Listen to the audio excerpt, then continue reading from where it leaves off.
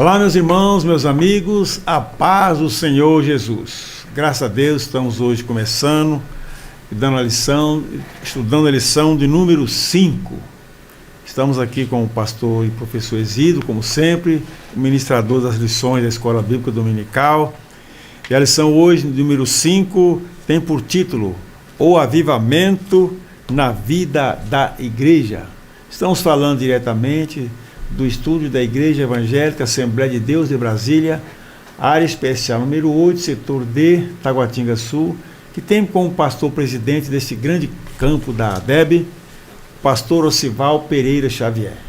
Está aqui conosco então o pastor Exídio, vou passar já a palavra para ele, mas antes eu queria dar o título da lição, Avivamento na Igreja, Avivamento na Vida da Igreja, um tema bem interessante para os dias atuais, e o texto está baseado no livro de Atos, capítulo 2, Atos 2, versículos de 1 a 13, 2 de 1 a 13. Então já o pastor Exídio já dando início aos trabalhos, com oração. Saúde os irmãos, com a paz do Senhor, é um prazer. Vamos orar iniciando nossa aula, né, Pai? Pedimos a Tua bênção, a Tua graça, a Tua unção, na condução, na exposição desta aula. Senhor, usa, Senhor, esse assunto para edificar, consolar, confortar, instruir a todos nós. Em nome de Jesus nós oramos. Amém. Muito bem, meus irmãos, agora vamos para o textuário. O textuário da lição, conforme está em tela, se encontra em Atos, capítulo 2, verso 4, que diz: E todos foram cheios do Espírito Santo e começaram a falar em outras línguas, conforme o Espírito Santo lhes concedia que falassem. A verdade prática diz: ao longo dos anos, a igreja experimenta avivamento por meio do batismo no Espírito Santo e da atualidade dos dons espirituais. Maravilha. Agora passemos para a leitura bíblica em classe, conforme está em tela, e a começar de Atos 2, versículo 1, que diz: Cumprindo-se o dia de Pentecostes, estavam todos reunidos no mesmo lugar. E de repente veio do céu um som, como de um vento veemente e impetuoso, encheu toda a casa em que estavam assentados. E foram vistas por eles línguas repartidas, como que de fogo, as quais pousaram sobre cada um deles. E todos foram cheios do Espírito Santo e começaram a falar em outras línguas, conforme o Espírito Santo lhes concedia que falassem. E em Jerusalém estavam habitando os judeus, varões religiosos de todas as nações que estão debaixo do céu. E correndo aquela voz, ajuntou-se uma multidão e estava confusa, porque cada um os ouvia falar na sua própria língua. E todos pasmavam e se maravilhavam, dizendo uns aos outros: Pois que não são galileus todos esses homens que estão falando? Como, pois, ouvimos cada um na nossa própria língua em que somos nascidos? Partos e medos, elamitas e os que habitam na Mesopotâmia e Judéia e Capadócia e Ponto e Ásia. E Frígia e Panfilha, Egito e partes da Líbia, junto a Cirene, e forasteiros romanos, tanto judeus como os prosélitos. Cretenses e árabes, todos os temos ouvido em nossas próprias línguas falar das grandezas de Deus. E todos se maravilhavam e estavam suspensos, dizendo uns aos outros: que quer dizer isto? E outros zombando diziam: estão cheios de mosto. Muito bem, minhas irmãs, conforme está em tela, a lição se divide em 3 tópicos. Está aí o primeiro, o batismo no Espírito Santo e o público-alvo, o dinamismo da igreja apostólica e o ministério ungido para os dias atuais. Professor Silas, quais são os objetivos da lição? Bem, os objetivos da lição são o seguinte: expor a realidade do batismo no Espírito Santo e o público-alvo. Segundo, examinar o dinamismo da igreja apostólica. E por último, terceiro, demonstrar a importância de um ministério ungido para os dias atuais. Maravilha. Muito bem, agora passemos para a exposição, propriamente dita da lição, a começar pela introdução. Introdução, conforme vimos aí em tela, estamos vendo em tela, tem o seguinte pensamento: nos primórdios da igreja, o povo de Deus era avivado e caminhava debaixo da direção do Espírito Santo. De vermelho destacamos nesta lição, estudaremos o papel do enchimento do Espírito no avivamento primitivo e teceremos algumas considerações quanto ao dinamismo avivado da igreja primitiva para os dias atuais. Professor Silas, suas observações? Pastor, a igreja realmente ela nasceu e foi inaugurada já avivada. Muito bem. Já avivada, digamos assim, mostrando o que é um avivamento e a permanência desse avivamento. Muito bem. Né? Avivamento até os dias atuais, para a igreja de todos os tempos. Aquele ali foi um exemplo, foi um avivamento explosivo para todos os tempos da igreja, não é só para aquela igreja passada, né? Maravilha. Como nós vamos ver mais adiante. Muito bem. Então, minhas irmãs e meus irmãos, observe que nós, na lição passada, que era a lição 4, nós estudamos sobre o ministério avivado de Jesus. Isso foi a lição 4, lição passada, o qual foi realizado no poder do Espírito Santo, conforme Lucas 4,18. Hoje, veremos que a Igreja Apostólica foi bem sucedida no ministério de proclamar o Evangelho, porque, detalhe, assim como Jesus foi revestida do poder de Deus e viveu sob a direção do Espírito Santo. Vamos agora no tópico 1 da lição, que tem como assunto o batismo no Espírito Santo e o público-alvo. Tópico 1, o tópico 1 tem 3 subtópicos. O primeiro é o chamado abrangente de Jesus. Vejamos, conforme está em tela aí. O senhor pode ler para nós, professor? E o seguinte, o chamado abrangente de Jesus. A primeira condição para receber o batismo no Espírito Santo é passar pela experiência da salvação. É necessário arrepender-se e crer no Evangelho, pois conforme a referência ali, né? Pois sem arrependimento e fé não há salvação. A segunda condição é obedecer a Deus, pois nosso arrependimento e fé devem apresentar frutos dignos, conforme a referência. E a terceira condição é santificar-se, pois sem santificação ninguém verá a Deus, conforme a referência.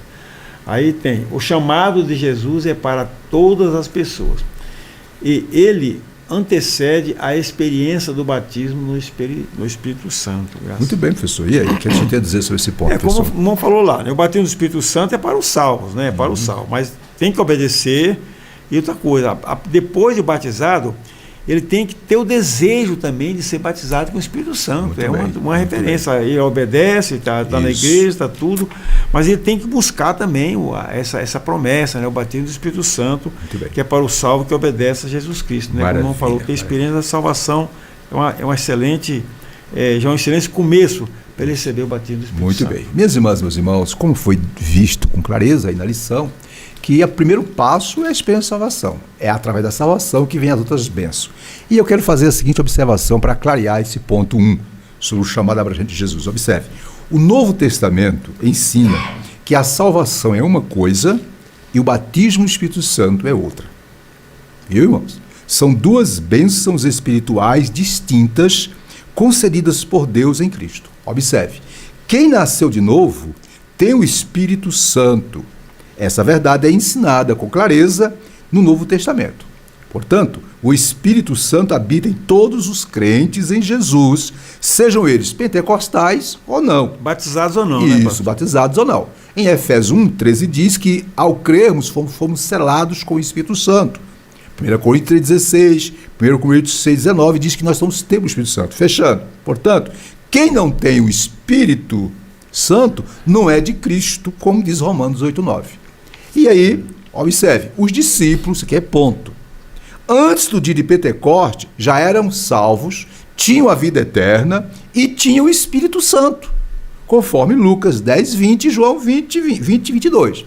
O que eles precisavam? O que Jesus disse que eles precisavam? Eles precisavam apenas do revestimento do poder, isto é, do batismo do Espírito Santo, conforme Atos, capítulo 1, versículo 8, o que se cumpriu em Atos 2, não é, Silas? Perfeitamente. Muito bem, isso aqui é para clarear melhor o assunto da lição.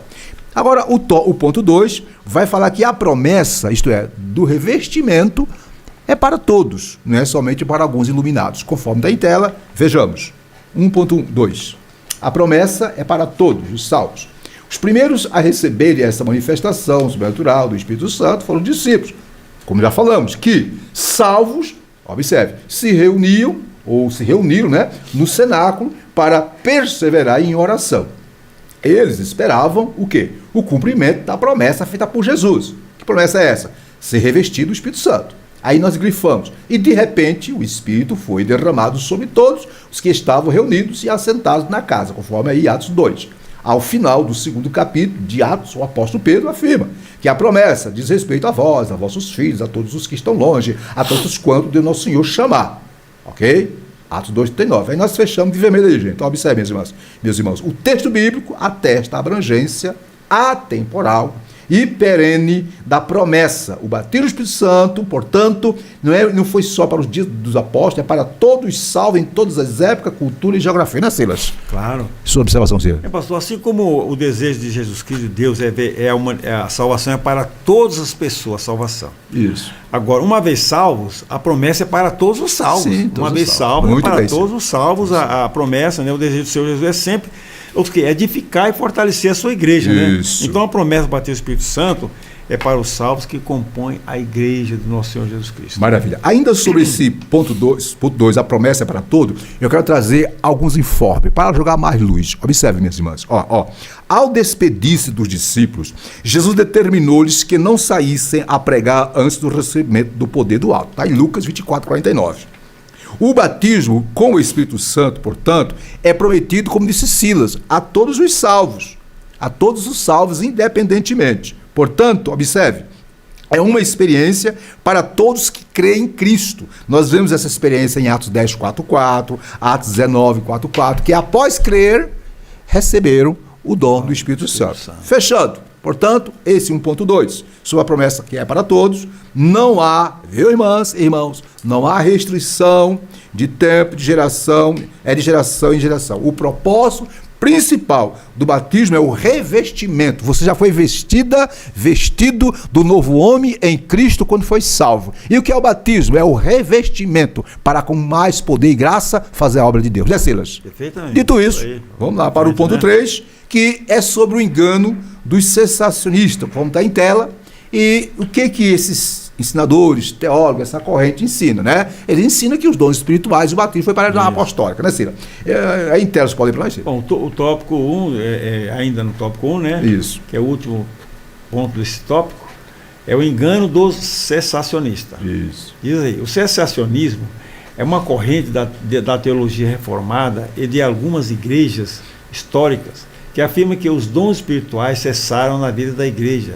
Segundo essa corrente, o batismo no Espírito Santo e os dons espirituais eram apenas para os dias apostólicos. Já estudamos em trimestres anteriores que o Novo Testamento, e principalmente o livro de Atos, mostra que, com detalhes, que o batismo no Espírito Santo é uma experiência distinta da salvação. Como vimos que todos os discípulos que receberam o batismo no Espírito Santo já eram salvos. E que os dons espirituais transbordaram os limites da igreja apostólica. Como pentecostais, afirmamos o batismo no Espírito Santo com evidência física de falar em línguas estranhas, bem como a atualidade dos dons espirituais na vida da igreja. Essa realidade espiritual perpassa todas as épocas, culturas e geografias em que haja um salvo em Cristo Jesus. Aí, Cira, alguma dúvida? Pastor, ora, o batismo do Espírito Santo, pastor, prometido por Jesus e o seu comendo, veio com uma inauguração da igreja, né?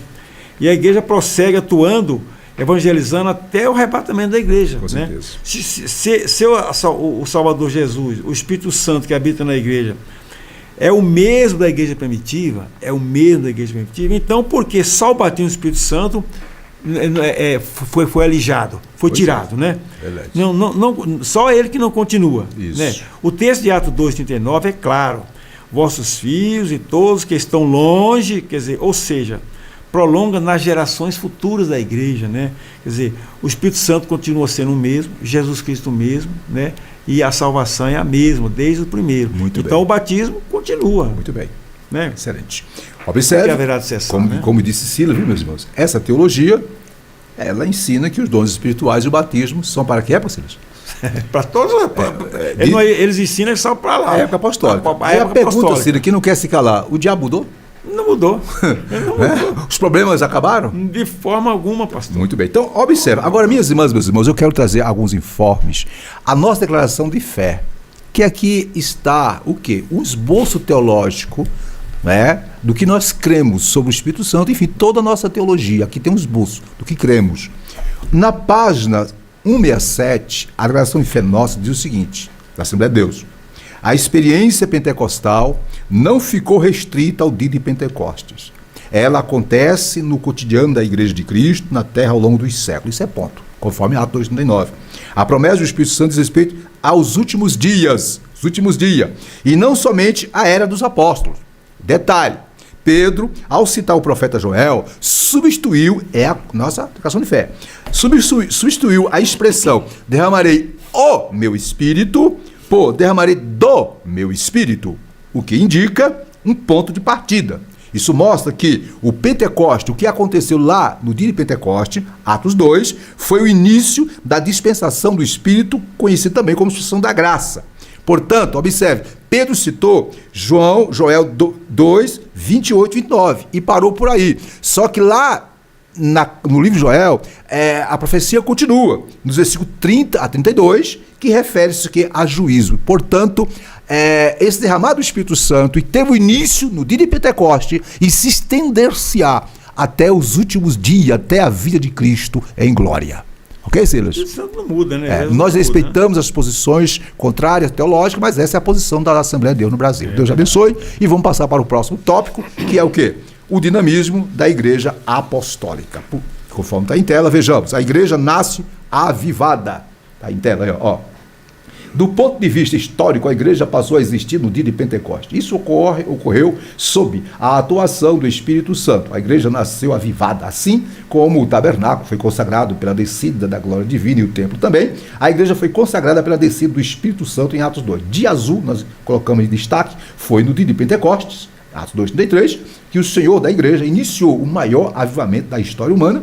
Avivamento este que apenas iniciou naquela época, que vai se estender até a volta de Jesus, né, Silas? Perfeito. Suas palavras, Silas.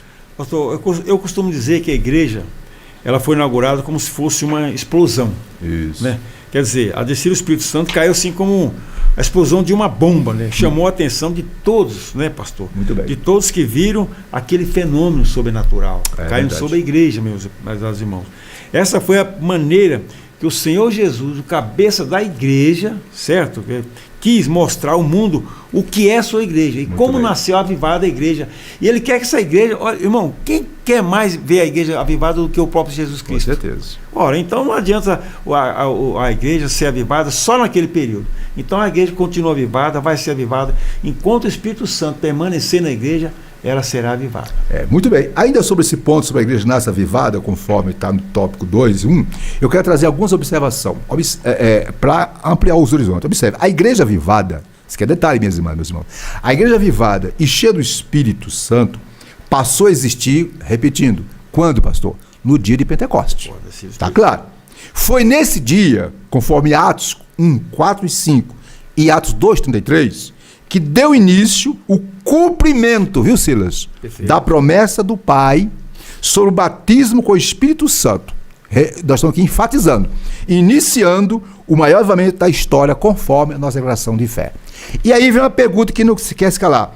Todos os crentes devem buscar essa promessa para a sua edificação e crescimento espiritual? Sim, é para todos quanto o Senhor Deus chamar, Atos 2:39. Agora, a outra pergunta é, como receber esse revestimento, esse batismo? Eu respondo, é o Senhor Jesus que batiza. Se você ler Mateus 3:11, Marcos 1:18, Lucas 3:16, João 1:33 e Atos 1:4-5, diz que quem batiza com o Espírito Santo é Jesus. E é com o Espírito Santo e com fogo. Então creia e receba para a glória de Deus. Dito isso, vamos lá para o próximo ponto, 2.2, a igreja depois do Pentecostes, conforme está em tela, vejamos. Vou ler aqui rapidinho. Os sinais do poder de Deus nos Atos dos Apóstolos podem ser resumidos assim: conversão e batismo, os quais eram frutos do avivamento espiritual em Jerusalém. Aí nós grifamos, após o Pentecostes, a igreja apostólica pregava na autoridade do nome de Jesus, na unção e no poder do Espírito Santo. Está bem claro as referências. Isso aqui é assunto que todos conhecem. Por isso, nessa igreja havia o quê? Perseverança na doutrina, na comunhão e na oração. Havia temor, não é? Temor aqui não é medo, é pavor não. Temor é reverência, respeito, viu, gente? Sinais e maravilha. além de cuidado especial para com os irmãos carentes. Aí de vermelho, Ciro, o que está escrito em vermelho? O avivamento espiritual da Igreja Apostólica revela um profundo compromisso em duas esferas: a espiritual, piedade, palavra e oração, e a social, comunhão, suprir a carência. Maravilha. Suas observações, senhores. A Igreja, com o revestimento do poder do Espírito Santo, a Igreja começou com todo o dinamismo, pastor, bem avivada mesmo, com o dinamismo avivado.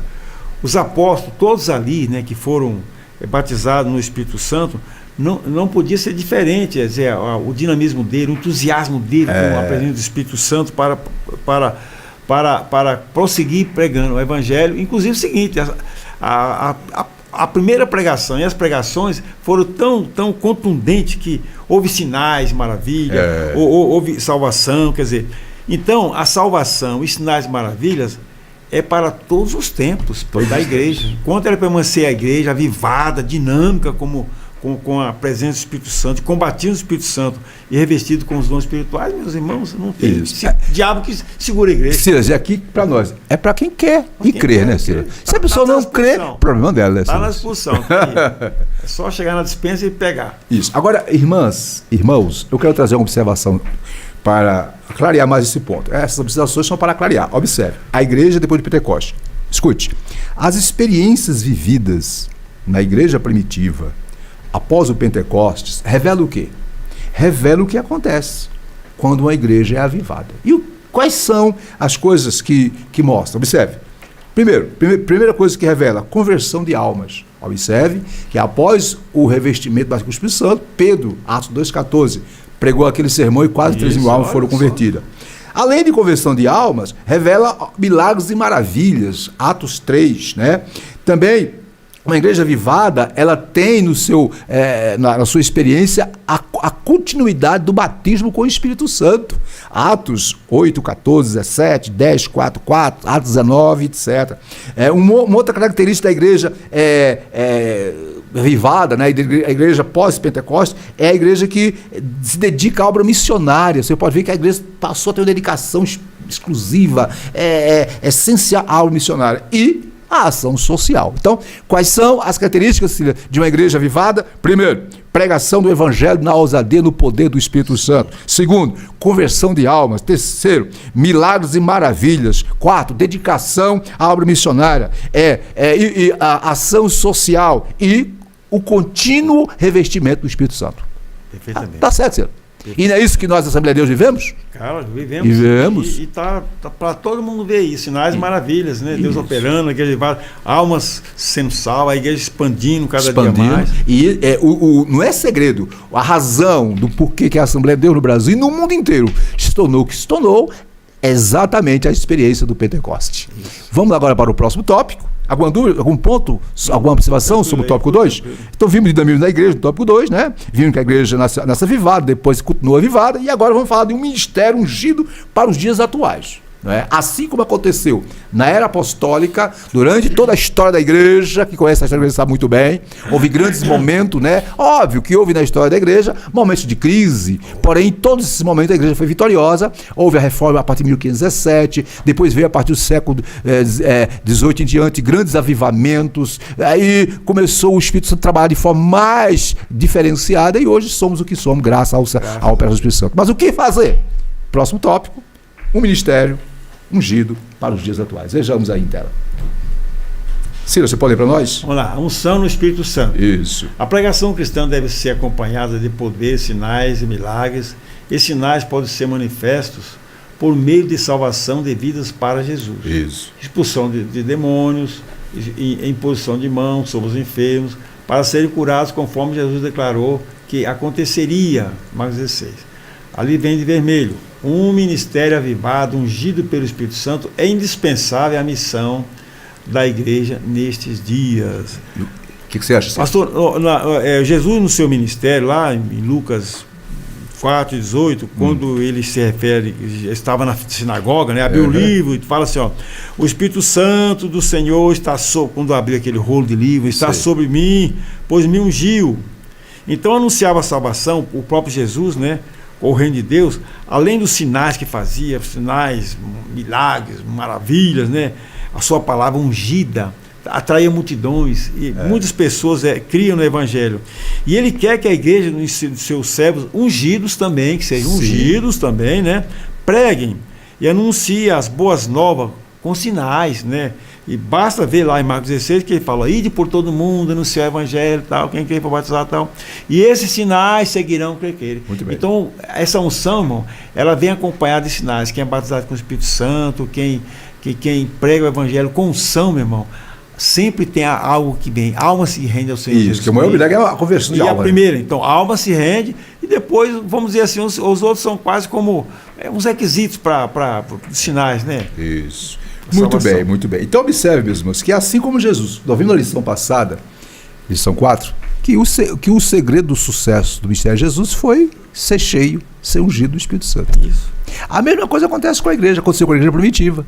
E o mesmo tem que acontecer nos dias atuais. E sempre, né? Sempre atuais, né? Ok? Ora, se Jesus, que foi Jesus, precisou de ser cheio do Espírito Santo, se os apóstolos que foram os apóstolos precisaram ser cheios do Espírito Santo, e nós, em pleno século XX, numa batalha tremenda estamos vivendo. Eu quero trazer mais luz sobre esse ponto 1, na unção do Espírito Santo. Observe. Vivemos, viu, minhas irmãs e meus irmãos, isso aqui é sério. Vivemos num dos tempos mais complicados da história. Segundo Timóteo 3:1, Paulo diz isso. A igreja, quando eu falo igreja aqui, eu falo a igreja como tudo, a igreja, quer dizer, os obreiros e os membros, toda a igreja, não só precisa ser cheio do Espírito Santo, mas também ser guiados pelo Espírito Santo. É a única maneira de vencermos essas dificuldades desses dias. Continuando. Assim como foi Jesus e a igreja apostólica. Então, repetindo. Assim como Jesus e a igreja apostólica foram cheios e guiados pelo Espírito Santo, e assim sendo, venceram, triunfaram, fizeram a diferença, nós, nos dias atuais, não podemos ser diferentes, né, Silas? E aí eu concluo esse ponto dizendo o seguinte: minha irmã, meu irmão, observe, um ministério, viu, avivado, ungido pelo Espírito Santo, é indispensável à missão da igreja nestes dias.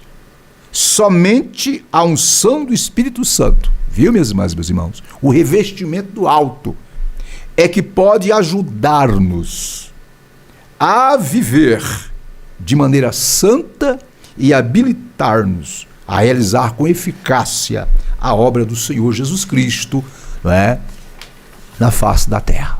Então, reconhecemos que a teologia, o saber, a cultura, isso é importante, mas nada disso faz a diferença se não houver o poder e a unção do Espírito Santo. Vamos lá, continuando. E por último, o ponto 2, que é um ministério, primeiro, na unção do Espírito Santo, nos dias atuais, e agora um ministério que seja autenticado por quem? Por Deus. Por Deus. Veja na tela, por Deus. Está aí, ó. Autenticado por Deus. Um ministério ungido, observe, não se desenvolve apenas por instrumentos formais e acadêmicos dentro dos padrões hermenêuticos, exegéticos e homiléticos da pregação. Isso é importante, mas isso só não basta. Todos esses instrumentos são importantes para o aprimoramento do obreiro, mas, repito, só eles não bastam. É preciso que Deus aprove o trabalho do obreiro. Foi assim que aconteceu em Marcos, quando Jesus autenticou a pregação dos discípulos, confirmando a palavra com os sinais que se seguiram, Marcos 16:20. Aí, de ver bem, nós destacamos, o modelo da pregação do Novo Testamento é uma mensagem confirmada pelos sinais e prodígios de Deus. Né, Silas? Perfeito. Suas observações, Silas. Meu pastor, olha só, pastor, uma boa liturgia, né? Isso. Uma teologia, isso. Todas as formalidades e técnicas na pregação do Evangelho ajuda. Mas por si só não vai surtir efeito. Só sem unção não vai surtir efeito. Graça, né? Tem graça e tal. Mas com revestimento e unção do Espírito Santo, meus prezados irmãos, do Espírito Santo, certamente haverá salvação e sinais, porque está ungido, né? Curas, etc. haverá. Mas tem que ter unção. É muito bom mesmo o pregador ter aquelas, estudar bem, hermenêutico e tal, mas vai ficar uma palavra vazia se não tiver a unção do Espírito Santo. Muito bem. E vai surtir pouco efeito. Em outras palavras, não é? Nós, o pregador, o ensinador, tem que se preparar o melhor possível, né? Tem que se municiar de todo o conhecimento necessário, mas colocar isso debaixo da unção do poder do Espírito Santo. Ah, meu irmão, minha irmã, Aí vai quando surgir se coloca o conhecimento secular, teológico, toda a experiência debaixo,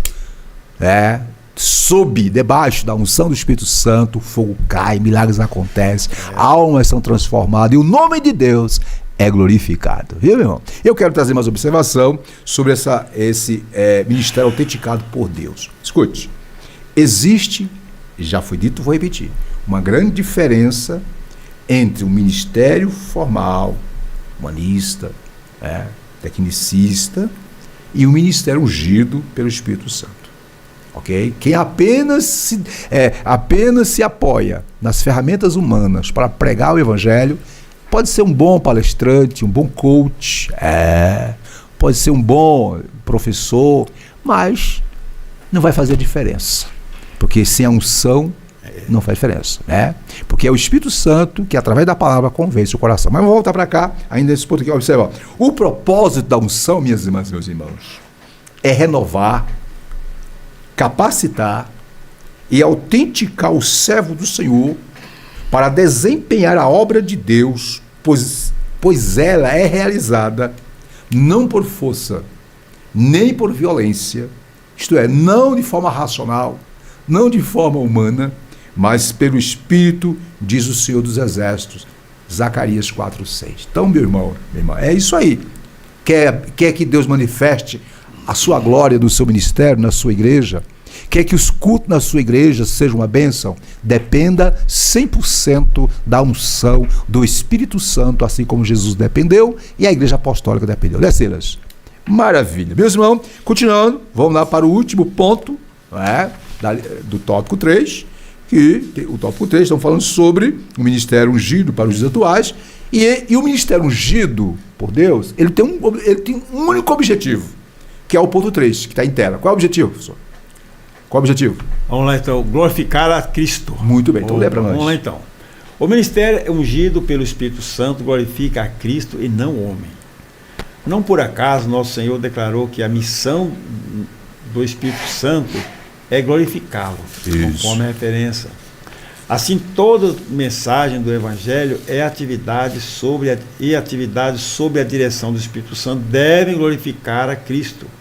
Aos Coríntios, o apóstolo Paulo ensina que, abre aspas, quer comais, quer bebais, ou façais outra coisa, fazei tudo para a glória de Deus, fechando aspas, conforme a referência. Isso. Deus em Cristo é que deve ser glorificado a partir de nossa instrumentalidade na obra do Senhor. E é isso. Irmão, num culto habitual da igreja, né, onde há unção do Espírito Santo, o louvor, a adoração, pastor, né, a pregação e a palavra de Deus sempre deve glorificar a Deus. Isso. O louvor, o foco é Jesus, né? O foco é glorificar a Deus. Ele recebe como um cheiro suave o nosso louvor, a nossa adoração. Então haverá, além da edificação da igreja, haverá salvação, né? Edificação, salvação, milagres e a operação sobrenatural do Espírito Santo na igreja. Verdade. Ou onde você estiver, pode ser até isolado, sozinho, falando do Evangelho, cantando o hino, você vai sentir a presença de Deus. Muito bem. Através e vai o Senhor Jesus será sempre glorificado através da sua atitude com o Espírito Santo. Muito bem. Ok, minhas irmãs e meus irmãos, estamos no tópico 3, estamos falando, né, de um ministério ungido para os dias atuais. Primeiro, o ministério ungido para os dias atuais tem que ser, para os dias atuais, o ministério tem que estar ungido pelo poder do Espírito Santo. Segundo, tem que ser autenticado por Deus, mas acima de tudo tem que glorificar o Senhor. Eu quero trazer observação sobre esse ponto 3, glorificar a Cristo. Observe, minhas irmãs, meus irmãos, como disse Silas, o ministério ungido, viu, minhas irmãs e irmãos, e guiado pelo Espírito Santo, vou repetir, o ministério ungido e guiado pelo Espírito Santo, ou dirigido pelo Espírito Santo, tudo realiza para a glória de Deus, e não do pastor, do evangelista, do pregador, do ensinador, ou seja, quem for. Tudo é para a glória de Deus. É como está em 1 Carta aos Coríntios 10:3, né? Fazei tudo para a glória de Deus. Paulo disse, lá em Gálatas, 2:20, olha o que Paulo disse: já estou crucificado com Cristo. e vivo, não mais eu, mas Cristo vive em mim. E o que Paulo está dizendo? Tudo na vida dele glorificava Cristo. Portanto, minhas irmãs, meus irmãos, precisamos, viu, Silas, viu, meus queridos irmãos, seguir o exemplo de João Batista. Quando lá no Evangelho de São João 3,30 diz, quando alguém disse para João Batista, quando dirigiu-se a Jesus, aí João Batista disse, é necessário que ele cresça. Alguém disse, olha, aquele que tu batizaste, está assim, assim, assim, está fazendo a obra. Não, é necessário que ele cresça e que eu diminua. Sigamos o exemplo de João Batista. No louvor, na pregação, tudo que fizermos, toda a glória tem que ser para Deus. E assim fazendo, a obra do Senhor vai crescer. Muito bem, minhas irmãs, meus irmãos, estamos chegando ao término da nossa aula. Aqui é um bate-papo, aqui é uma síntese, é um resumo, ok? Até porque a matéria, o assunto é muito fácil, todos conhecem. Detalhe, quem quiser aprofundar mais sobre o Espírito Santo, conforme a visão teológica da Assembleia de Deus, está aqui o nosso declaração de fé. Adquira, meu irmão. Você, pregador, ministro, ensinador, você precisa conhecer a nossa teologia. Mas vamos aqui, ó. Vimos na lição de hoje 3 tópicos. Primeiro, o batismo no Espírito Santo, né, e o público-alvo, não é isso? Vimos o dinamismo da Igreja Apostólica e o terceiro tópico, o ministério ungido para os dias atuais. Agora, passemos para a conclusão, conforme está em tela. Eu vou ler aqui e você faz seus comentários. A Igreja Apostólica, detalhe, nasceu sob, isto é, debaixo, né, do avivamento do Pentecostes, né, debaixo do glorioso batismo do Espírito Santo. Ao longo de sua história, aprendemos que a razão do seu êxito não foi o conhecimento humano, não está menosprezando, mas não foi o conhecimento humano, principalmente, de seus pregadores, membros e colegados. O que fez toda a diferença no ministério da Igreja Apostólica, não só da Igreja Apostólica, mas de toda a era cristã até os dias atuais, é o quê?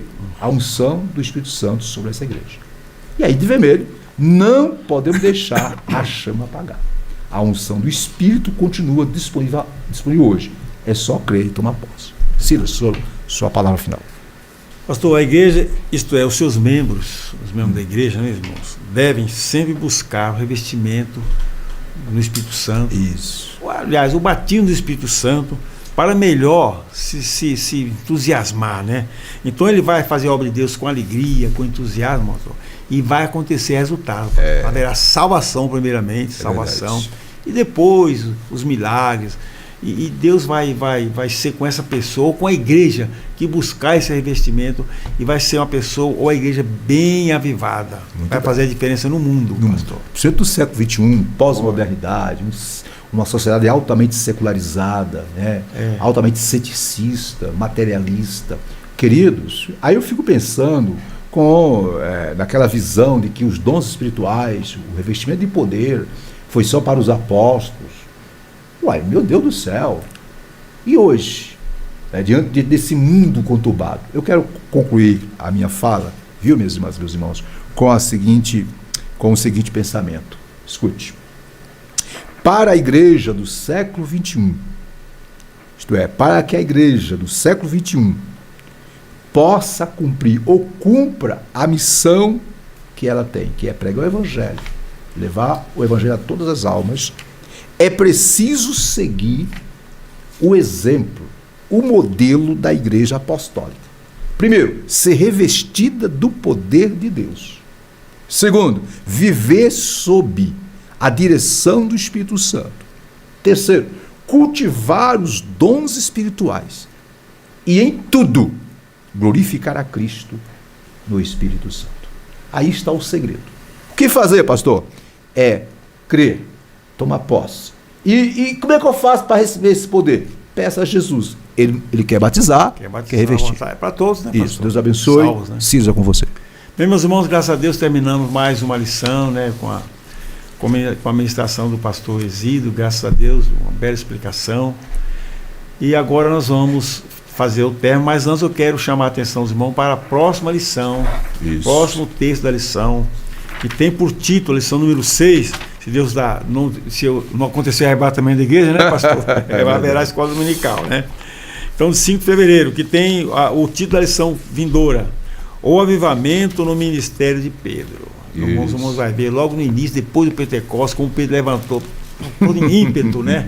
Cheio do Espírito Santo, e deu aquela bela e grande pregação. Pergunta quem não quer escalar. Pedro, antes do batismo cristão, era salvo? Oh, meu Deus! Salvo. Era salvo. Mas precisava do quê?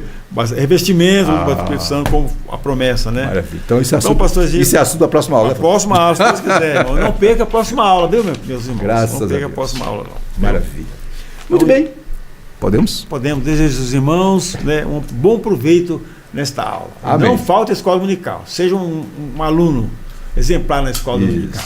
Vamos orar. Pai querido, te agradecemos por esse momento ímpar que o Senhor nos concedeu de ministrar a tua palavra, essa lição, que ela sirva de edificação, consolação, orientação, que ela seja, ó Deus, uma orientação para que nós busquemos mais e mais o poder do alto. Pai, é no nome de Jesus que nós oramos. Que a graça do Senhor Jesus Cristo, o amor de Deus nosso Pai, a comunhão do Espírito Santo, seja com todos, hoje e sempre. Amém.